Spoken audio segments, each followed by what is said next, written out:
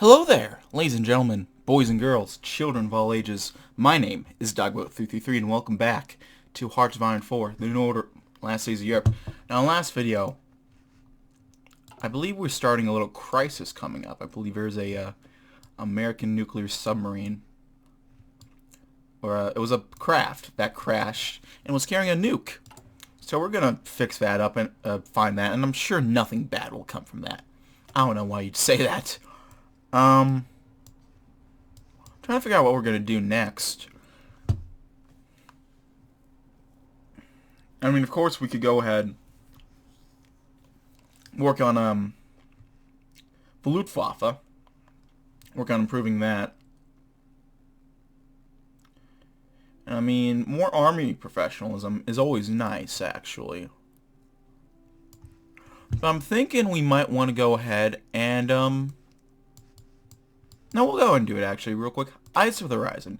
The Luftwaffe was always Göring's personal army, his band of knights and their men at arms, ready to take to the air whenever the Field Marshal felt like reliving his glory from the Great War. They are far too politicized, but it's hard to deny that Göring did an excellent job of building them up to be the world's premier air force. Without them, we never could have bombed the British into submission or strafed the Red Army to pieces. It's difficult to say how much of a threat they present compared to the here. Luftwaffe command is still packed with Göring's hand-picked men, but they are more concerned with their own rank and pay than ideology. The Führer believes that appeasing them would be no trouble at all, though it might hinder the professionalism on the Luftwaffe rank and file. On the other hand, OKW is eager to see Göring's appointees forced into retirement to make way for a new generation of disciplined, apolitical young officers. Which path would best serve the Reich? That's a good question. Let's go ahead and take a look at all this. We can just keep working on all of that. Do some light stuff like that occasionally. And is this enough to... Oh, that is so close. We almost... Moving them out of Poland. So I'll wait a little bit. Is it possible to... It says there's a 1 month cooldown, but that's not... Oh, 2 weeks cooldown. Antitrust directive. There you go. IG Farben. Middling support. We can take Führerlast next, which I think we will want to do that. I think that'll be a good idea.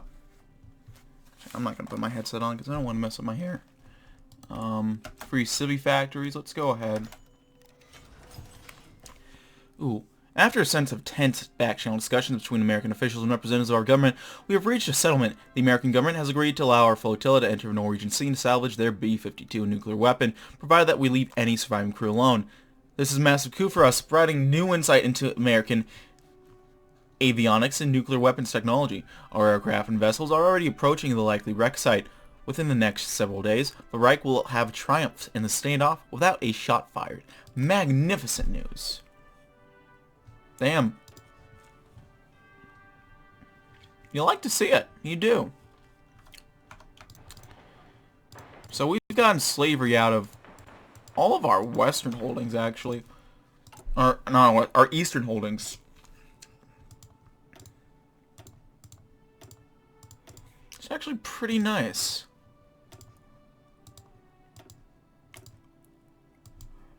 I mean, there's still slaves here, but that's just gonna something that'll fall apart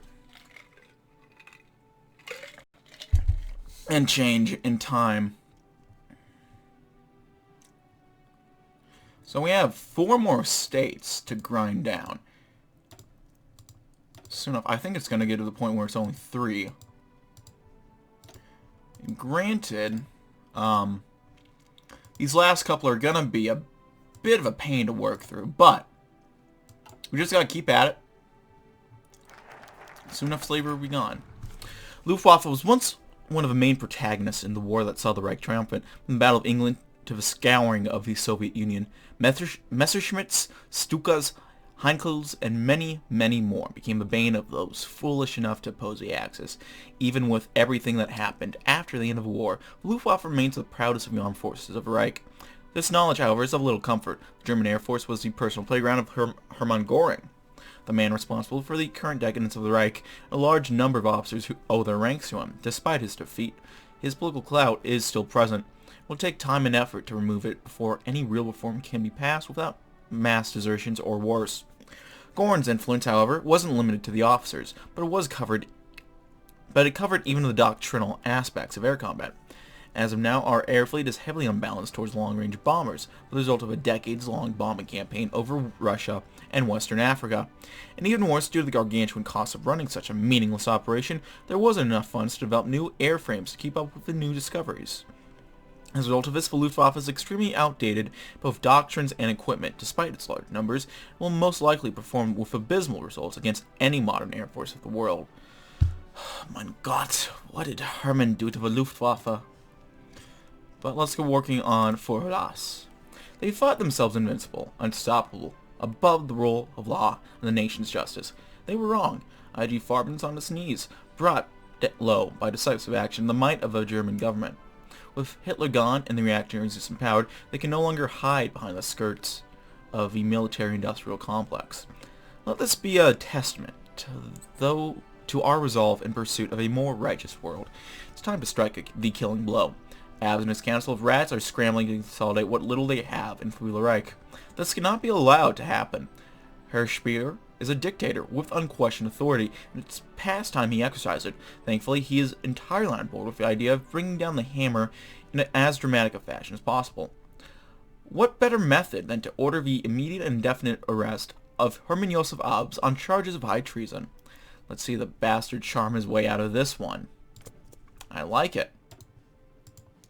I also like being able to disable this shitty institution of slavery right now. Ooh, it's almost out. It's almost out of northern Germany. We're doing it, boys. We just gotta wait a little bit more until we get some more command power, and then we can start grinding out some of the bigger guys in all of this. In fact, we'll be able to disable Daimler-Benz. Ooh. US-Japanese talks begin. We'll see what happens there. Won't we?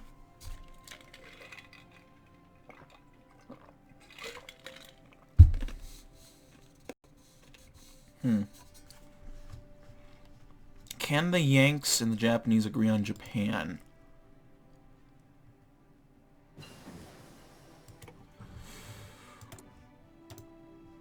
We'll have to wait and see.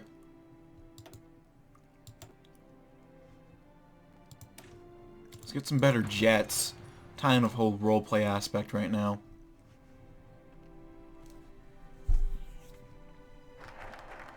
For Las? Ooh, Yemen versus the Yemen Arab Republic. Off them versus a despotism.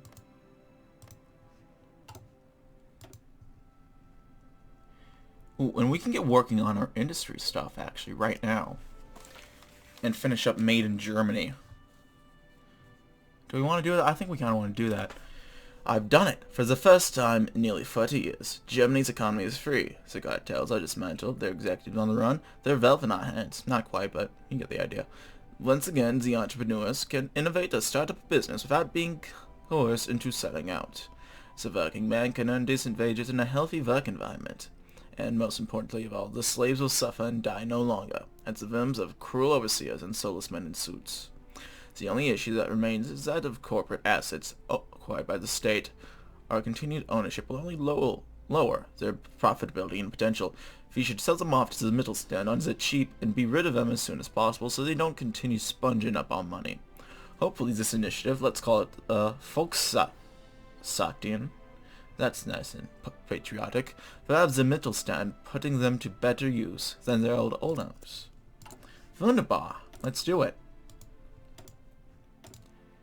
Let's get those fucking... Let's get the slaves freed in northern Germany.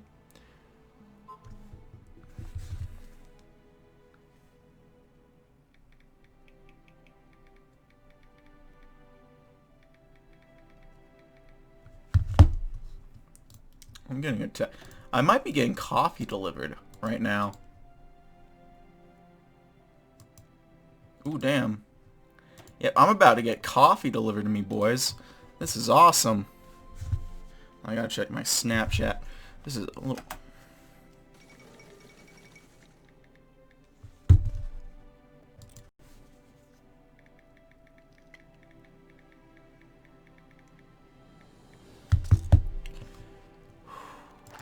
The Yemen Arab Republic. Civil war has broken out in the sandy mountainous wasteland known as the Mutavakkite Kingdom of Yemen, and it's in our interest to support the rebels fighting and promote Arab Kingdom. The rebels are fighting for an Arab Republic in the name of an ideology called Baathism, which is a pan-Arab nationalist and pseudo-socialist movement whose ideological intricacies are very complex and complicated. What is important is that they are challenging Italian and Saudi influence in the oil-rich Gulf region, and factions of their movement are sympathetic to Germany. We sent aid to these Baathist rebels, and they successfully toppled their Italian lapdogs of a monarch. We'd see our own geopolitical influence and economic power expand. Okay. I'll give it a shot, why not? Okay, so we got what's going up to, right, we need...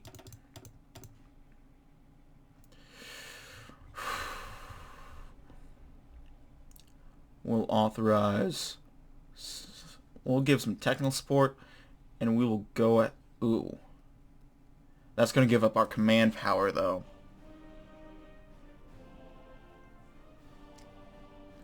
And I don't know if we want to do that, because remember, we gotta...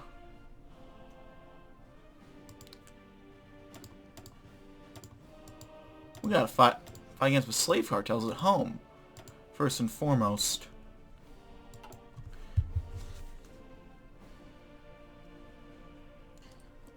And before that, I just remembered, we're also preparing a war against Madagascar.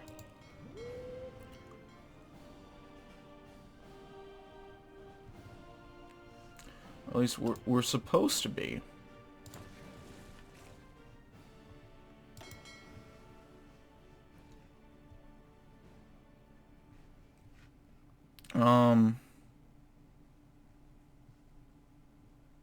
Maybe patrol. Ooh. Ludwig felt happy that, for once, it seemed like things were looking up for Germany, and not in a way that needed the death of non-Germans or the working of death of slaves and their labor contributing to a rotten economy. No, now that was going to be a thing of the past, something to be looked at in shame. At least he hoped that's how history would treat it. Whatever road it would go didn't matter at the moment, however, as he looked over an analysis of who owned what in the Unity Pact. A chuckle escaped his lips as he took a puff from the cigar. Before, entire regions of Germany and its partners would be shaded in solid colors, but for now only one color dominated the battlefield, and those four megacorporations that were left were reduced to nothing but small dots and sometimes even stripes to indicate conflicted ownership. Staring at the map for a moment longer, Erhart nodded to himself. With his economic plan put into full force, he knew that the people, and most importantly the middle class, would thrive from this place of change. When Erhart eventually left his office, he took a slight detour and made sure to pass where Speer was currently residing just to take a look at the man's expression. If only a quick stop out of the door, he could glance at the man shuffling papers, his face showing only uncertainty. Erhart felt satisfied with what he saw and left before Speer could notice the minister lying about. Another puff of a cigar, Erhart smiled to himself. I'm far from finished, Speer.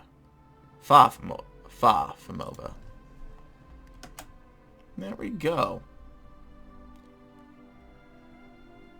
Okay, actually, I'm not entirely sure.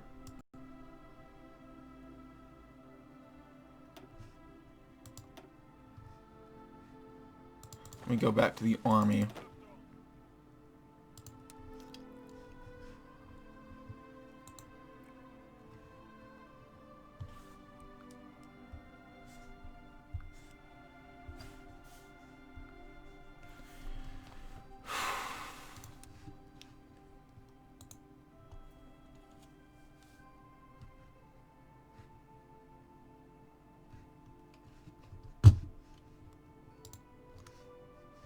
I'm thinking mayhaps. Let me see. Do these guys only have they have a core on this? Do they have a core on this? They don't. So I'm thinking, actually, We just take their capital. That should be enough, right? I don't know. For all. Of the corporate assets that we've seized and sold in recent months, we've accumulated quite a healthy liquid reserve. I foresee such potential in this infrastructure, welfare, education, public works, the Wehrmacht. We have enough to fund whatever we please.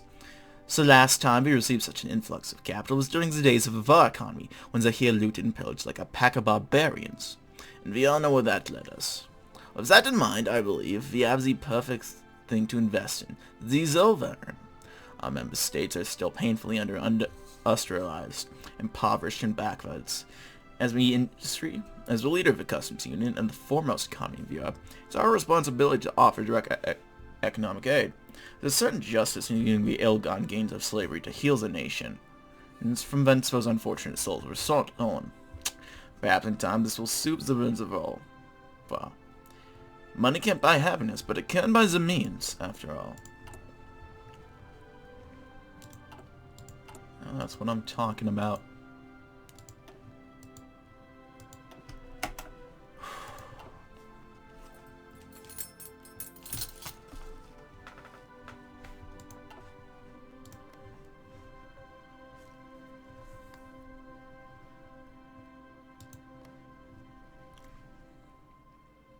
Are we ready to go?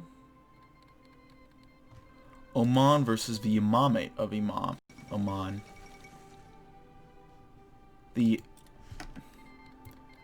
And then we got the Dhofar Rebellion. Instability in the Middle East, who would have thought?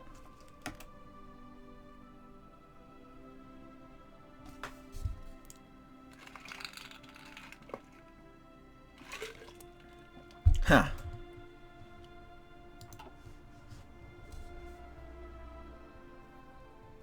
Seems like Yemen's not doing half bad, actually.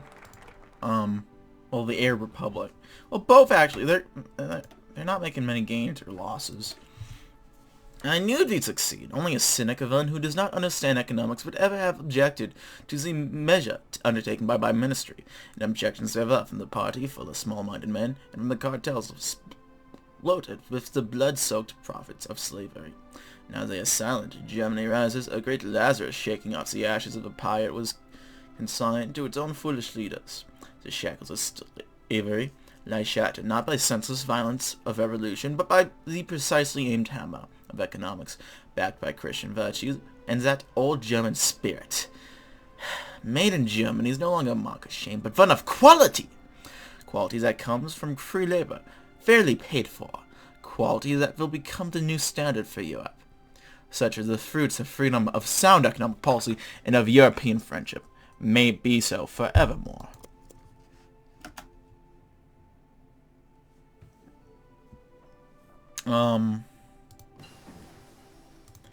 Confused. Do we want to support the Dhofars? Probably the Dhofars.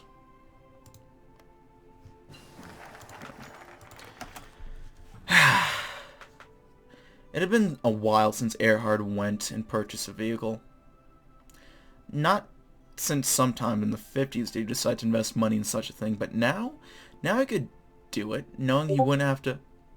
Oh, I just realized I can dismantle, Daimler-Benz. I just remembered. He wouldn't have something looming over his mind as he did. The vehicle in question was a Mercedes-Benz W108 vehicle. It was a few years old at this point, and there were other choices available to him. But this car struck him out as pleasing to the eye, and as he rode in the streets of Germania, felt the quality of its build on the concrete streets.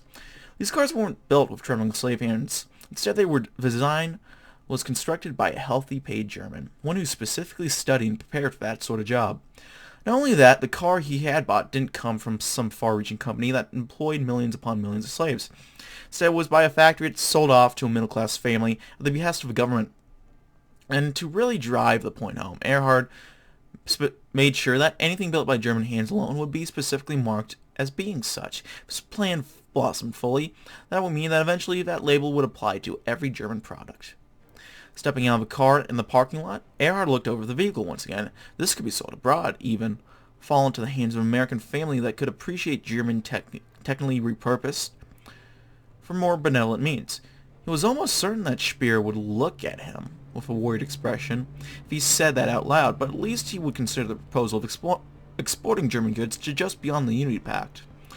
With the theorizing done with, Erhart began his service of the Reich that morning. Things needed doing, papers needed to be looked at, and there's a gang that must be tended to. Traced by its Führer. Now that is nice. German ingenuity, German engineering.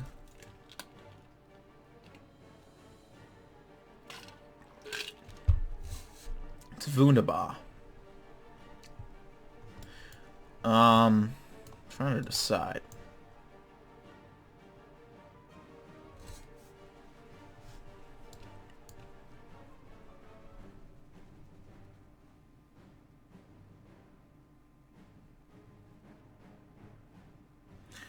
Probably the science tree is going to be a good one to start going down. Let's do improve German... that last word. Ever since 1951, the Deutsche, that word, or the German research community, has been subsidizing advanced research programs all around the Reich, bringing about many important innovations. However, the economic downturn and its subsequent collapse have resulted in large budget cuts. Now our scientists languish with no funds for their research. As the first step towards a new scientific renaissance, we shall bring back to life this fundamental institution of our scientific community, and give it all the funds it needs to operate at full efficiency. This will give our labs and universities a much-needed boost until we can fully reform from the field. A new dawn for the sciences, a new day for Germany. Ger_needs_of_the_computers. Zero needs of the consumers. Okay. I don't know what the last bit means, but the rest of that sounds pretty good, so we'll go with it. Let's go depth charges. I don't know. The Yemen Arab Republic actually is kind of hanging in there, it seems. In fact, they might have just cut off Yemen, which if that's the case... You know what? GG's, if that's the case. What do we want to do? Well, other than this, obviously. I believe we can... Yep, we can go and dismantle Daimler-Benz. Cologne is a bustling and prosperous city with a rich culture.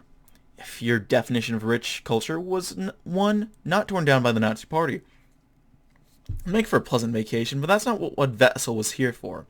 In fact, one of the first signs you saw when he was there was students spilling out from a street corner, chanting vague insults and protests against the government. He and his fellow agents, however, simply passed by them. They were not the focus. That's where Horst Wendland made his base of operations for the day, and Wessel received quite the good news about the state of it. At some point in the afternoon, Wendland was scheduled to have dinner with one Hermann Ludke, an admiral in the Kriegsmarine. Why did the admiral and vice president of the R&D meet up with was unknown to him, but he had his musings on the matter. Still, he wasn't here to spy on him. In fact, quite the opposite. In Germany's decadence, many officers slacked on caring about having paranoia levels of security wherever they want. Wessel had fully expected Wendland to be just like his superior, but clearly he was mistaken. And thankfully so, otherwise this would have been a fruitless endeavor. Report was leaked to Wessel and his team, briefed and to the point. Wendland's main documents were stored in an apartment on the other side of that city. The only real security there was a hotel staff, something that his crackshot agents could easily get through. You know what to do, men.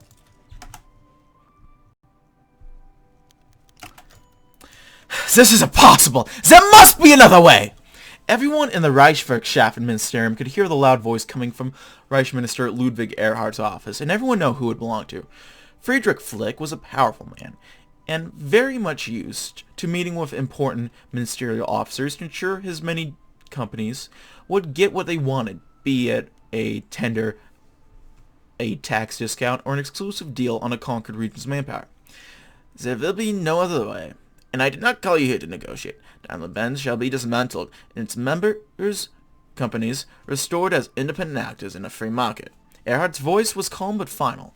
He had prepared for this moment, and now he wouldn't let anything get away.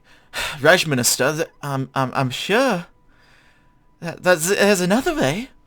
There's always another way. Flick's voice changed tone, becoming mellifluous and almost sickeningly sweet. I'm sure you're a man of refined taste. Perhaps we could find an accommodation. A deal between fellow businessmen? Erhart smiled. He knew the sniveling bastard would have tried to bribe him. He always had his way before and expected him to be the same as all the others who proceeded behind his desk. Oh, I'm sure they can find a deal, he said, smiling, but Flick's predatory smile was cut short by the sound of a recorder playing. Reich, Minister, I'm sure there's another way. There's always another way. I'm sure you're a man of refined taste. Perhaps we could find an accommodation, a deal between fellow businessmen? The recorded voice of the entrepreneur was crystal clear, and its owner recoiled as if bit by a snake. You wouldn't dare. Here's my deal. You get out of my office right now, and don't oppose the dismantlement. In exchange for my magnanimous self won't have you sentenced to a labor camp for trying to bribe a minister of the Reich. 5 minutes later, Ludwig Erhart was still laughing in his empty office. Look at how he ran! Ah, that is great. We have to be nearing in on the oil crisis, I have to imagine, sometime soon. And I know after the oil crisis, there's going to be something that's popping up.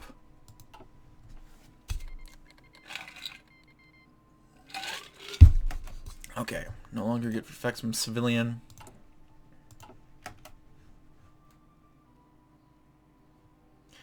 Yeah, honestly, I'm not really concerned about that.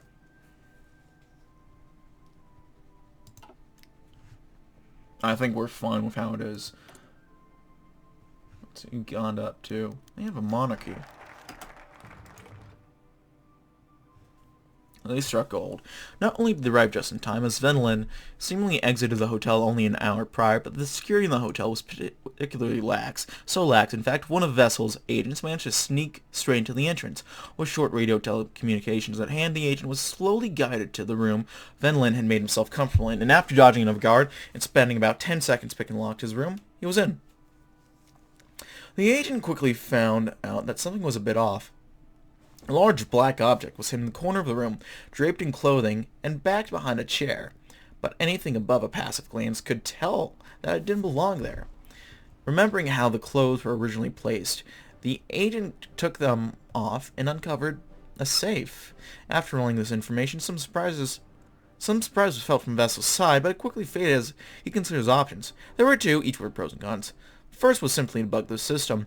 Venlin was not a very competent nor careful person in Vessel's eyes, so I highly doubted that he would spot that his safe was bugged. It would give easy access to whatever was heard inside the room, though the contents of a safe would not be directly uncovered to him. The second was to blow all the damn thing open and run like hell. Throw all caution out the window, make Venlin certain that he knew someone was tracking him. But as long as the contents inside are worth it, the reward would outweigh the risk. You know what's life without being a little bold sometimes? Let's do it.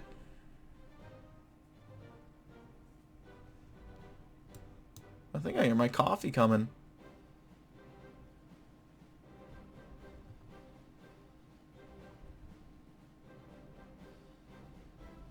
I think I locked the door. Hold on.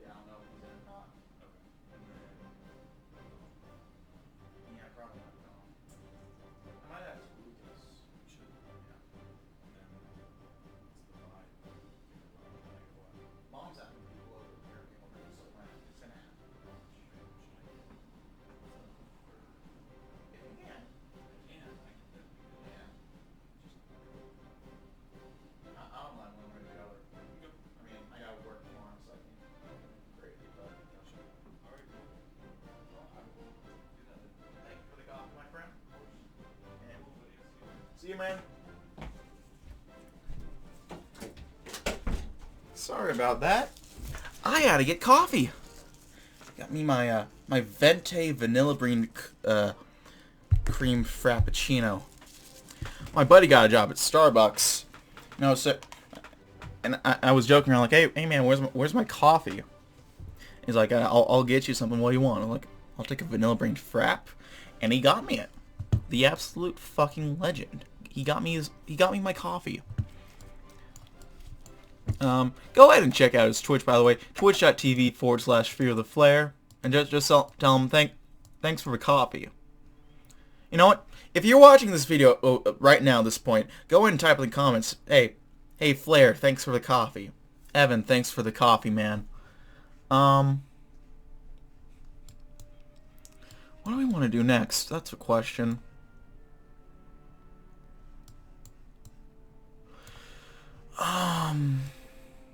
Got the industry done. I think let's finish up Luftwaffe while we're here.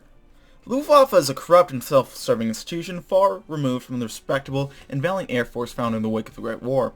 They claim paramount importance in the hierarchy of the Reich, yet they have done little more than bomb defenseless Russian villages for the past decade. They are not what they should be, and pale in comparison to the might of the United States Air Force, their main rival. The day of reckoning has come for Göring's gang of preening officers and desk jockeys. We shall pick apart the Luftwaffe from the top down, trimming the fat and cutting out the rot until we've a loyal and professional Air Force. If every fat, worthless disciple of the Reich Marshal has to be retired, imprisoned, or put against a wall and shot, so be it.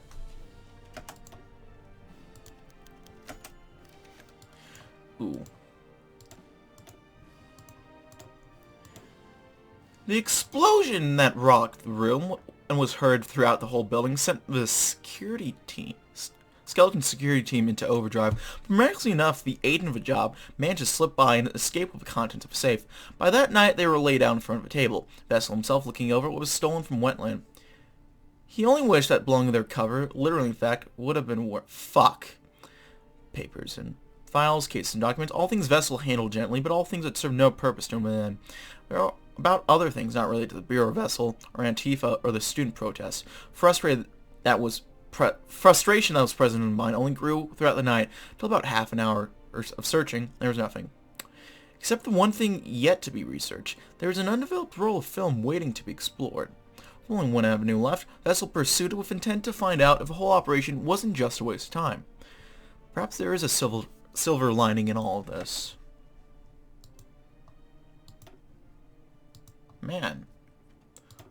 Maybe. Let's seize Middle German assets. And we'll do some more investments generally.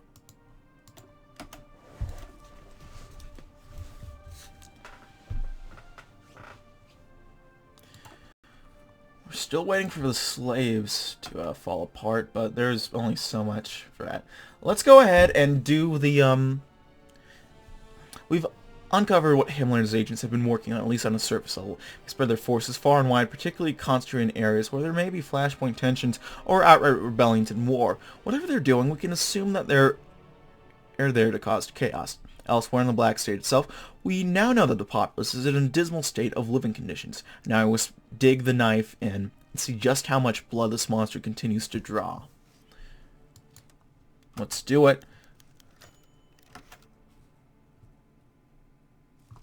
The few days Wessel had to wait were painful days. There could have been, quite possibly, anything on that film, ranging from the most trite, pointless things to completely unreal was doing so. Things he didn't want to waste his time thinking about. After all, was only results that mattered. And the results eventually came. In his office, he was handed the developed film by an agent of his, who hadn't looked at it, and then promptly left the office, leaving the man by himself. From the top, he uncovered his thumb to look at the first picture of set, and, Vessel felt his heart drop. The first picture, the very first, there was an image clear as day, something being pictured against a wooden table. On a closer glance, he could make out the markings and design. This was no ordinary document. This was a document that belonged to the Bureau of Vessel. Another picture. This time, it was open, revealing its incredibly damaging content inside. While his face was stoked, his mind was in a whirl. Drawn in by the shock, he looked at another image, then another, then another. By the end, it had been a long time since Vessel felt such an anger brewing in him. But it was driven with a purpose. Venlin must go. Is there anything else we can research? He hadn't remembered how long it had been since he had done something like this. For the past few days, Bureau Vessel, from an outsider's perspective, looked like it was in a state of disarray. Vessel himself, however, knew the machinations of bureaucracy. He read orders, he scouted locations, he made sure that the points were covered and that the loopholes were closed. There was nowhere for this insubordinate to go. Nowhere to run. All the secrets that Venlin had been hiding from him would be revealed, whether he wanted to or not. At the crack of twilight, Vessel stood tall, facing down the stoke gazes about 7 agents, all looking at him, all betraying no emotion on their faces. Today, Eva spends the entire day searching for a single man in the city. We've put down a few locations, and we'll each visit them today. Do not separate, do not stand out, do not hesitate. Your goal is to do only one thing, and I expect you to succeed with haste. They all give sharp salutes in tandem with each other, Vessel nodding once. With my authorization, Horst Venlin is now considered a wanted man in Germany and its subsidiary territories. The charges are treason, insubordination, and conspiracy against the state. Do you all understand? He asked. And to that the men responded with a, "Sir, yes, sir." Find Horst Venlin and arrest him at once. Dismissed. This must be good shit if we're... Ah, that's a good coffee. Not really coffee. It's white girl coffee, but it's still good. That is... This has to be good.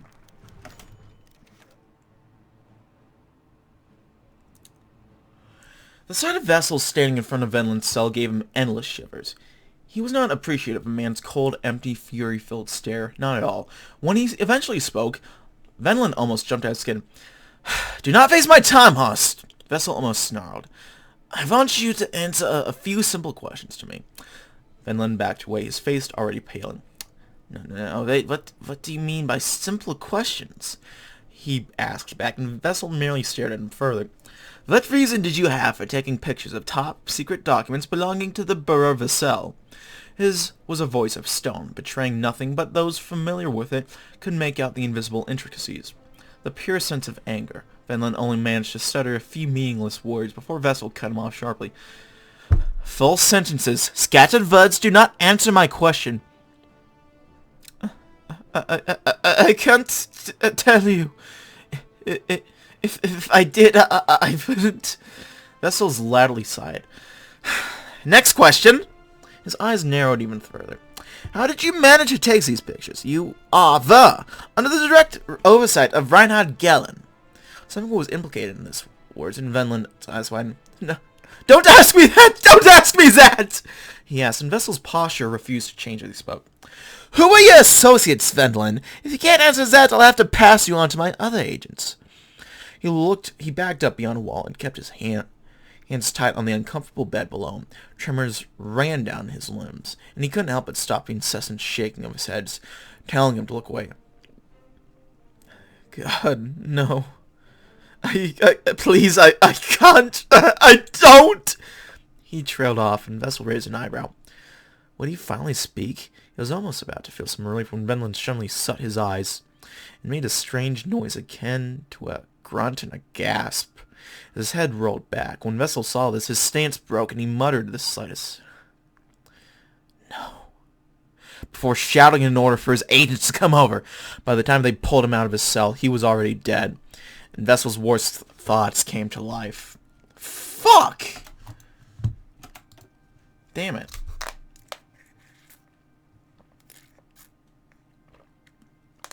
No, Doug, were you supposed to bomb that? General Speerite, working with the R&D, brought some very interesting reports to the Fear's attention.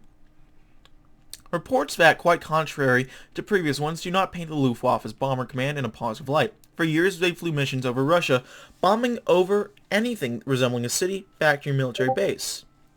But that's not all. Previously suppressed communiques have revealed unauthorized targeting of native communities throughout Eastern Europe. God knows how many have been turned against the Reich by these missions, or how much harm they have done to the RK administrations. The motive behind these attacks remains unclear to us, though the R&D suspects the SS infiltration with the goal of fostering chaos in the East. A very thorough investigation to this possibility is in order, especially with our new friendly policies towards the people of Europe. If Himmler has his fingers in the Air Force, he's about to lose them. I think one of my streamers is streaming right now. I have my Discord open up on my other screen, so I'm looking at all the notifications. It's nice. Some different stuff. He was 49 years old now. Things have changed significantly ever since that announcement 2 years ago. The transitionary period was marked with relative calm. The incident where non-Germans would assault Germans were rare. And it got only rarer when rumors spread of what was happening to those that tempted fate towards their overlords. Having spent most of his waking days here, he felt he knew it all inside out. That's how he also saw, bit by bit, how his fellow Polish workers were being phased out. At the very least, he knew this time around where they would be going. Gottfried wasn't one of those highly disciplined Germans. He had come to learn, instead, being a volunteer for Reich's program of encouraging them to move to less populated areas, more diverse cities nearing the edge of the border, rather than staying inside overcrowded metropolises. If only he could visit one of them. But discussing these things with Gottfried served only as the second best thing. So on to Naden, the German began, barely paying attention to the assembly line as he worked. Have you heard? No, Gottfried, I have not, Antonin responded. Well, fear spirit is to create all Polish slaves. I'm sorry, workers will be allowed to, in due time, return to their assigned job and return to the city that they were born in, or if they were born in a village, in the city closest to that village.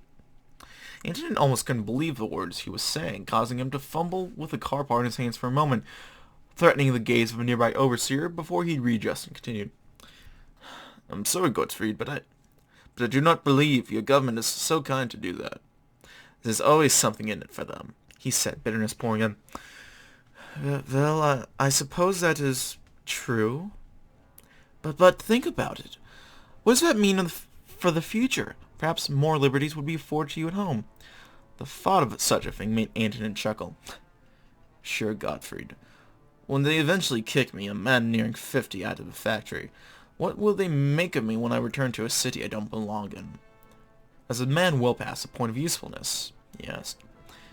Gottfried began to open his mouth but relented. There was nothing more to speak about the topic for today. Not until something happens.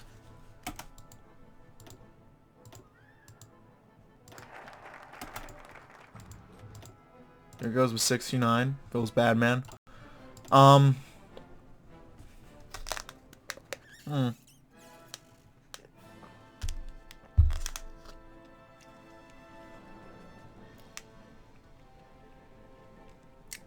we'll just finish up Luftwaffe while we can. The declining quality of it here has been known for a long time, but Luftwaffe didn't escape the stagnation born of the final victory over the Allies. It seemed that owing to a shortage of recruits, Luftwaffe command repeatedly slackened the training standards for new pilots. This has bred a generation of men who might know how to fly a plane, but not the proper conduct for missions or their high responsibilities. To be sure, there remains many skilled and dedicated men in the ranks and file, but they are swamped by the incompetent and the undeserving. We're not uncaring bureaucrats or savage Himmlerites. So we shall go about this proper, civilized like. An exam to be taken by every single member of the Luftwaffe, from highest generals to the men who sweep the hangars. If they can't even get this right, then it's time to show them the door. There we go.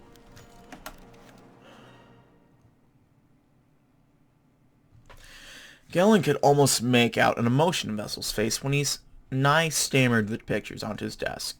He remains deathly silent as his number 2 agent spoke. Agent Kleiner Fuchs, he began, betraying nothing but the slightest annoyance. These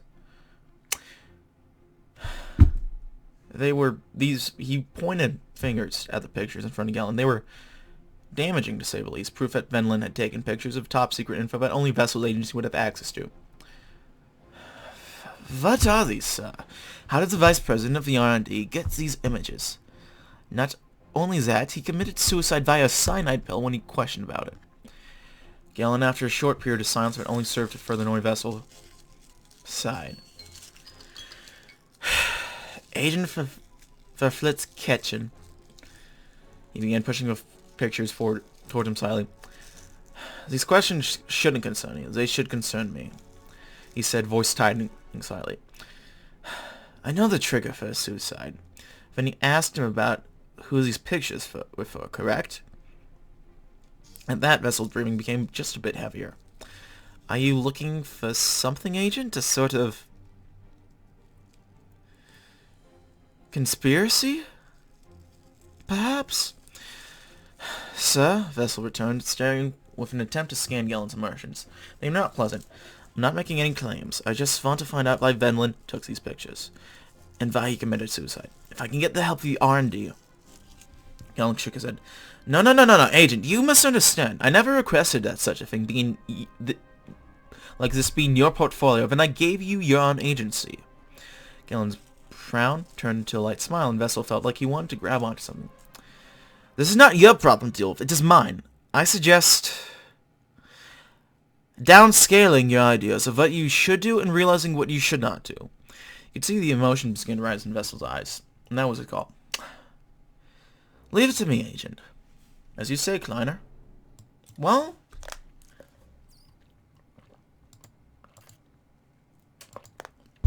we didn't quite get the answers, but, you know, I'll take it. The only hope I have is that we can get some, oh my god. What is the OFN still doing with England? Jesus fuck.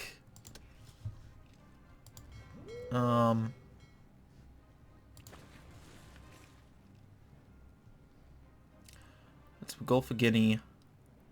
Keep African. The Mozambique. So it's all of us. It's literally all of us.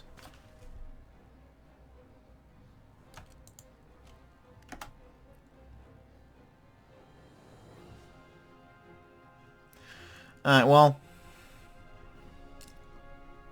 We'll figure out more of this later. I gotta cut it here, folks. Thank you as always for watching. Like this video, go ahead and leave a like. If not, feel free to dislike it. If you want to see more of this content, you should go ahead and hit the subscribe button for more uploads every weekday, as well as every Saturday. If you have any comments, feedback, concerns, anything of the sort, go ahead and leave in the comment section below. I read all the comments I get, and I appreciate any all feedback you kind of folks might have for me. If you want to send a few bucks my way, I have a Patreon. Down link below. You can check that out if you want. If you want to chat or play games, I have a Discord you can check out.